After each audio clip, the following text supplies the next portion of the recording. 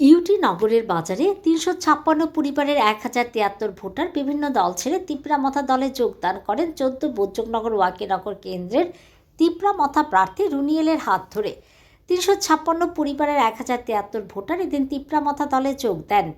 এই যোগদান নিয়ে প্রার্থী রুনিয়েল দেববর্মা বলেন, এই কারণে তিনি এত আত্মবিশ্বাসের সঙ্গে বলেন এডিসিতে ২৫টি সিট নিয়ে পুনরায় তাঁরা ক্ষমতায় আসছেন।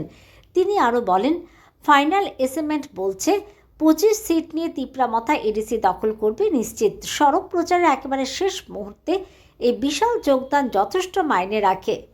আমি তো আপনাকে প্রথমেই বলেছিলাম, আমি বলেছি যে এবার বিজেপিকে 1000 ক্রস করাবো না 14 বৈদ্যনগর ওয়াকিনগর।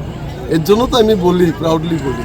দেখুন আজকে প্রচারের শেষ দিন, এখন প্রায় 3:30 বাজে এবং ওনারা আজকে 3 ফ্যামিলি 1069 ভোটার তিপ্রামথা দলে যোগ দিয়েছেন এবং তিপ্রামথা দল যে সত্তর লড়াই করছে, যে অধিকারের লড়াই করছে, এখানে ওরা শক্তি দেবে এবং 12 তারিখে আন্ড্রচি চিহ্নে ভোট দিয়ে বুবাগরাকে জয়যুক্ত করবে, তিপ্রামথা পার্টিকে জয়যুক্ত করবে।